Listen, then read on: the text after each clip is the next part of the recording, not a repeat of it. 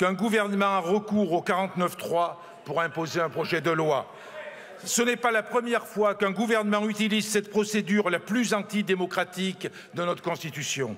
Chaque fois, cette dérobade constitutionnelle est vécue sur nos bancs et d'où qu'elle vienne, pour ce qu'elle est, une brutalité à l'encontre de la représentation nationale, donc à l'encontre du peuple. C'est ce qui rend chaque fois cette violence institutionnelle insupportable. Cependant, ce 49.3 est une potion plus amère que les autres. Elle a pourtant le goût du 49.3. Elle ressemble à du 49.3. Mais pour vous, ce n'est pas du 49.3. C'est un prétendu remède pour soigner la dangereuse irresponsabilité des opposants.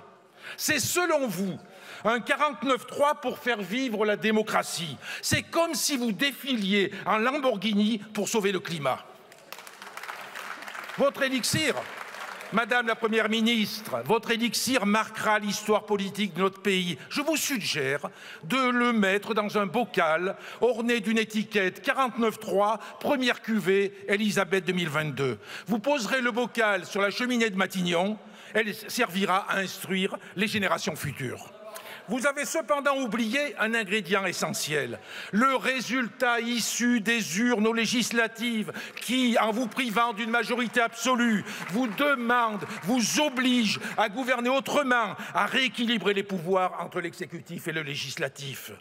Dans la continuité des pratiques brutales de l'exécutif durant ces 5 dernières années, votre remède de cheval tourne le dos à la majorité des électrices et électeurs qui voyaient le rééquilibrage des forces au sein de notre Assemblée comme une bonne nouvelle pour la vie politique de notre pays. En fanant cette espérance, vous faites courir un risque vertigineux à notre démocratie, détourner définitivement le peuple de la vie politique ou le pousser dans le bras du fascisme qui ne peut que s'épanouir dans de telles carabistouilles.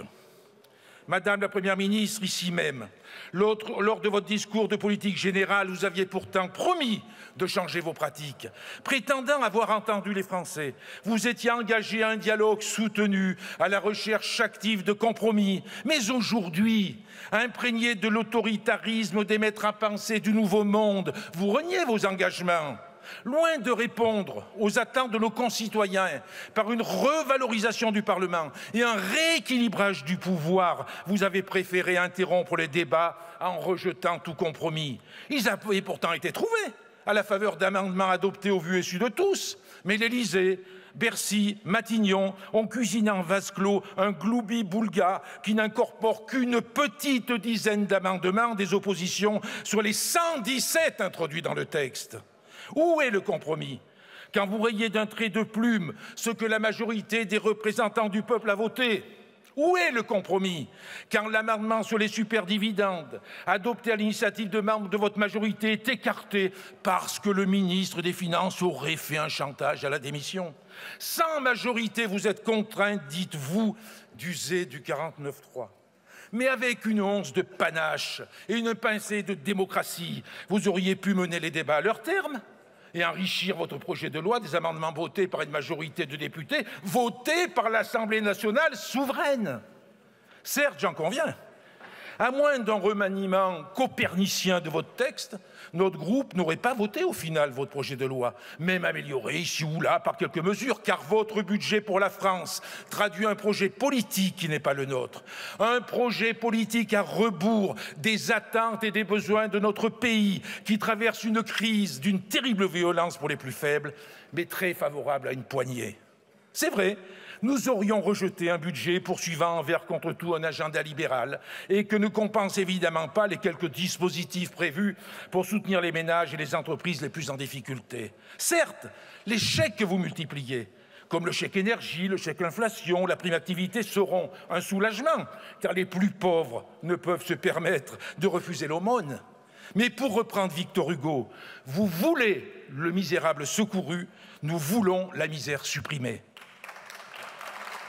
Non seulement vos chèques sont insuffisants, mais ils sont surtout inefficaces, car ils sont distribués en lieu et place d'une indispensable hausse des salaires et des retraites pour faire face à une inflation qui nous frappe de plein fouet. De cela, vous n'en voulez pas. Et pour preuve, le jour où votre main est ferme et forte, pour réquisitionner les salariés en grève. Votre voix est chevrotante et timide pour suggérer au MEDEF d'augmenter les salaires.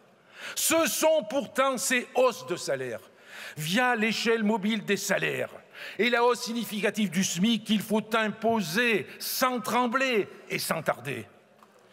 Ce budget aurait dû être celui des investissements publics massifs.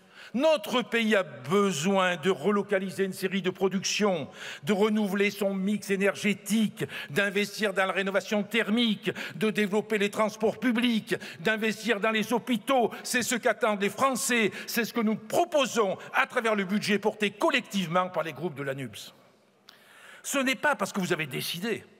Fidèle à vous-même et à votre logiciel néolibéral, vous continuez à faire des cadeaux aux plus aisés. Vous spoliez de notre pays de plus de 8 milliards d'euros avec la suppression de la contribution sur la valeur ajoutée des entreprises. Vous freinez des 4 fers sur la taxation des superprofits. Pourquoi? Pour satisfaire les boulimiques de l'argent volé, ceux qui voient leurs revenus augmenter en pleine crise, ceux qui sniffent la plus-value comme de la poudre blanche. Avec votre politique, la France des dividendes saigne à blanc la France du travail. Votre budget acte également l'abandon de nos collectivités territoriales, pourtant premier maillon de la République. Un budget qualifié par les élus de tous bords de blackout territorial.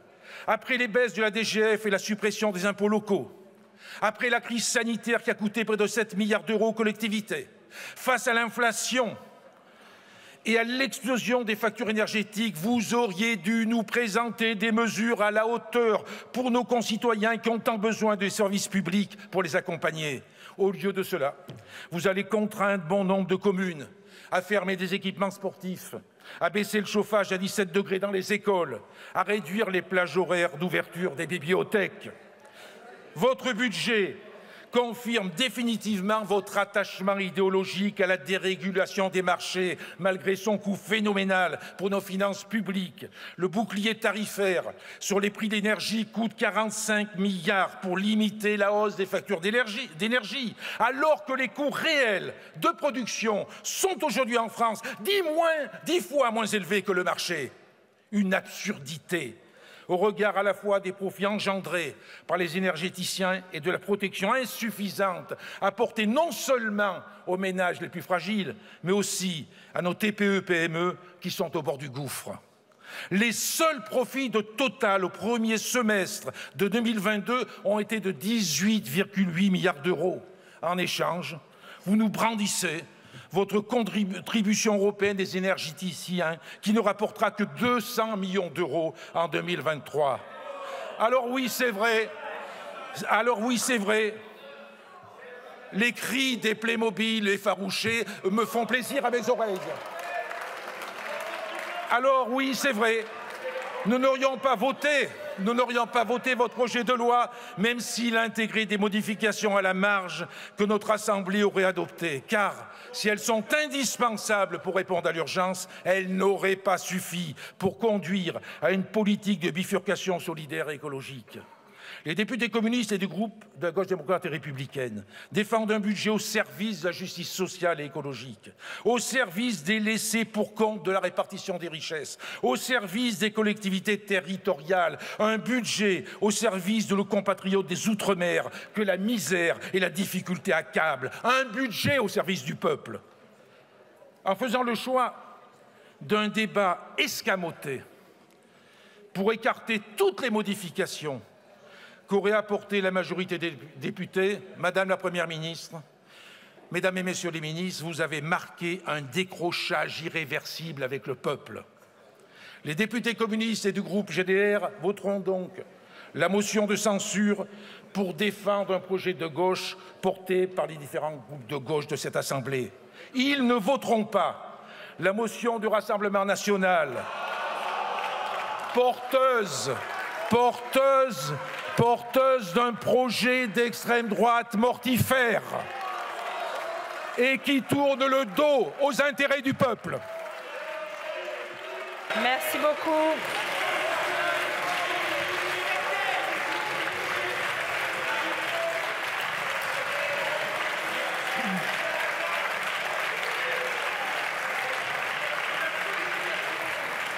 Merci beaucoup.